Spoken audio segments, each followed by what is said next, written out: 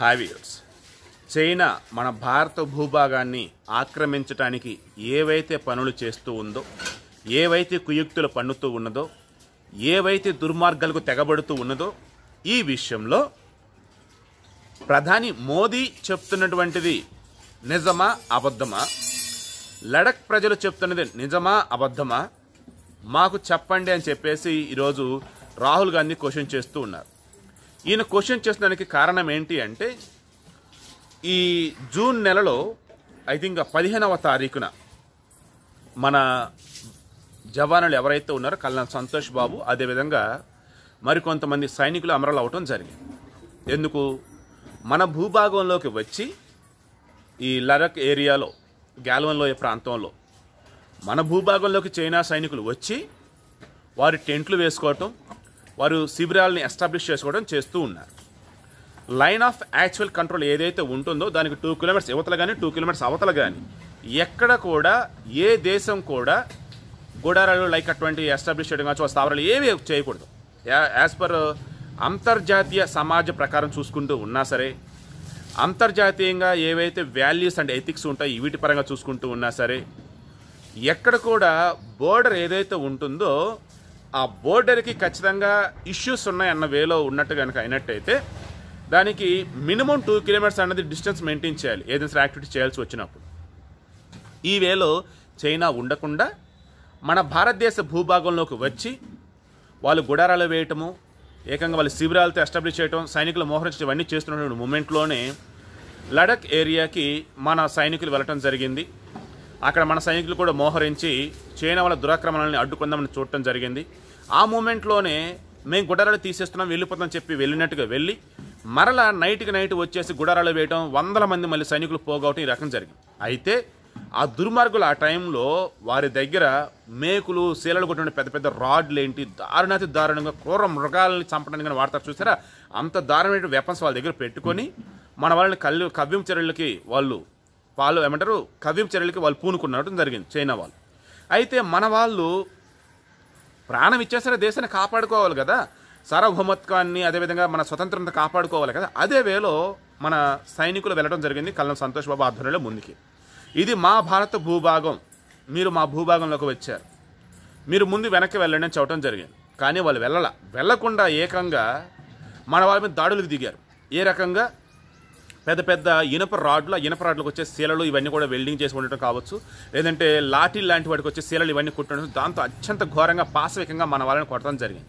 దాంతో మన వాళ్ళు కూడా వెల్ ట్రైన్డ్ ఈ పెద్ద పెద్ద పర్వతాలు ఇటువంటి ఉంటే చూసారా, అటువంటి చోట్ల గస్తీ కాయటం కావచ్చు, లేదంటే ట్రైన్డ్ అయినటువంటి మన వాళ్ళు సైనికులు. దాంతో ఆ చలికి ఉన్నటువంటి ప్రాంతంలో కూడా మంచి శిక్షణ తీసుకుని ఉండటం వల్ల, అదేవిధంగా ధైర్య సాహసాలు ఉన్నటువంటి వాళ్ళు అవటం వల్ల అవతల వాళ్ళు ఆల్రెడీ మన మీద దాడి చేశారు కాబట్టి మనం దాడి నుంచి తప్పించుకోవాలి, లేదంటే దాడి చేసిన వాళ్ళని తుదముట్టించాలన్న వేళ కావచ్చు, ఈ దాడి నుంచి ముందు వాళ్ళు వెనక తోసేయాలన్న వేళ కావచ్చు, మన వాళ్ళు కూడా ముందుకు దూకటం జరిగింది. ఆ వేలోనే మన వాళ్ళు 20 మందికి పైగా అమరులు అవ్వటం జరిగింది. ఇందులో కొంతమంది గాల్వన్ లోయలో కూడా పడిపోవడం జరిగింది.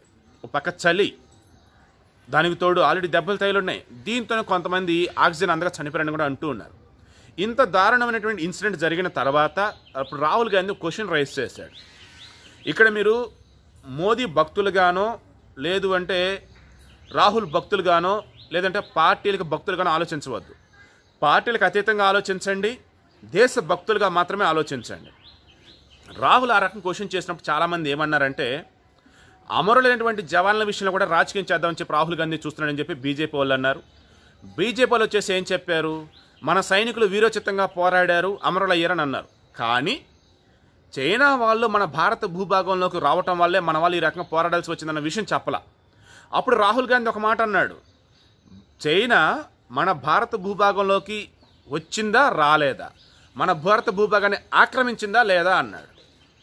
అప్పుడు ఈ బీజేపీ నుండి కొంతమంది కీలక నాయకులు ఏం చేశారు, అవును చైనా భారత భూభాగాన్ని ఆక్రమించింది, కానీ ఇప్పుడు కాదు, 2004 నుంచి 2014 వరకు యూపీఏ 1 యూపీఏ 2 హయాంలో ఈ 10 సంవత్సరాల కాలంలో కొన్ని వందల వేల చదరపు కిలోమీటర్ల భూమిని చైనా ఆక్యుపై చేసింది. అది కాంగ్రెస్ వాళ్ళ చేతగాని తనం వల్ల, మీ వల్లే అంత భూమిని వాళ్ళు ఆక్రమించడం జరిగింది అని వాళ్ళు అన్నారు. నేను అడుగుతుంది ఇప్పటి విషయం చెప్పండి అంటే చాలే వెళ్ళవయ్య అని చెప్పేసి అంతటా రాహుల్ గాంధీని ఇష్టమైన రీతిలో మాట్లాడారు. అయితే ఎప్పుడైతే లద్దాఖ్ ఏరియాలో ప్రధాని మోదీ పర్యటించడం జరిగిందో ఐటీబీపీ సిబ్బందితో, అదేవిధంగా ఆర్మీ వాళ్ళతో, అదేవిధంగా ఎయిర్ ఫోర్స్ వాళ్ళతో కలిసేసి అక్కడ ఉన్నటువంటి మన జవాన్లతో కూడి వాళ్ళకి ధైర్యం చెప్తూ పిరికివాడే దురాక్రమణ తెగబడతాం కావచ్చు, లేదంటే శాంతి కోసం ఆలోచించుకుని ఉంటాం కావచ్చు, ఇవన్నీ చేస్తూ ఉంటాడు. ధైర్యవంతుడు శాంతి కోసం ప్రాకులాడతాడు, శాంతి కోసం అడుగు వేస్తాడు, ధైర్యంగా దేన్నైనా ఎదిరించి నిలబడతాడు అని చెప్పాడు. ఆ వేలో మన సైనికులకి సరికొత్త ఉత్సాహం నింపాడు, వారందరిలో కూడా ధైర్యాన్ని నింపాడు.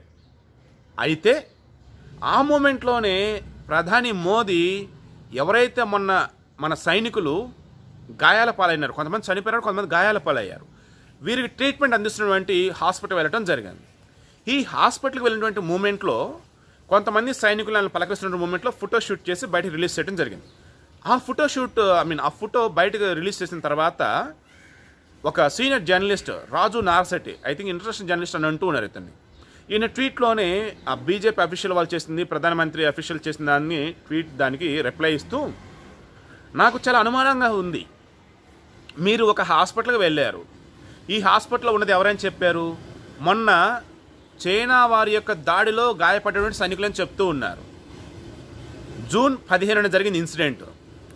నిన్న వచ్చేటప్పటికి జూలై 3, ఆల్మోస్ట్ 18 days, 18 రోజులు. మరి ఈ 18 రోజుల కాలంలోనే వాళ్ళకి గాయాలన్నీ తగ్గిపోయినాయా, చక్కగా ఉన్నారా? అలా ఉంటే హ్యాపీ. కానీ మీరు ఏదో ఫోటో జిమ్మికలు చేస్తున్నారని అనిపిస్తూ ఉంది మోదీ గారు. ఎందుకంటే ఈ ఫోటోలో ఉన్నటువంటి సైనికులు ఎవరైతే ఉన్నారో ఒక్కళ్ళు కూడా చిన్నపాటి బ్యాండేజ్ లేదు, గాయాలన్నిటిగా ఏవి కనిపించడం లేదు. దానికి తోడు మీరు ఎక్కడైతే హాస్పిటల్లో ఉండి సైనికుల్ని పరామర్శించడం చెప్తూ ఉన్నారో వాళ్ళంతా చక్కగా నిటారుగా కూర్చొని హ్యాపీగా బెడ్స్ మీద ఉన్నారు. హ్యాపీ ఆర్ అన్హ్యాపీ అనేది తర్వాత మాట్లాడదాం.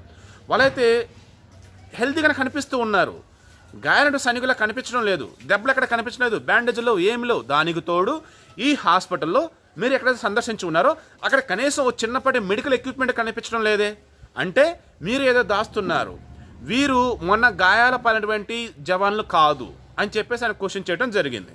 ఇప్పుడు దానికి ఆన్సర్ రావాల్సి ఉంది. ఇదే టైంలో రాహుల్ గాంధీ కీలకమైనటువంటి క్వశ్చన్ రైజ్ చేశాడు. ఆ క్వశ్చన్ కూడా ఏంటి, విత్ ప్రూఫ్స్ పెట్టాడు. ఆ ప్రూఫ్స్ ఏంటి అన్నప్పుడు, అయ్యా మోదీ గారు, చైనా మన భారత భూభాగాన్ని ఆక్రమించిందా లేదా అని నేను అడిగినప్పుడు అటువంటిది ఏమీ జరగలేదు, వాళ్ళు మన భారత భూభాగంలోకి రాలేదు, మన వాళ్ళ భూభాగంలోకి వెళ్ళలేదు అని మీరు చెప్పారు. మరి మన వాళ్ళు ఎందుకు చనిపోవాల్సి వచ్చింది అన్నదానికి సరైన ఆన్సర్ లేదు.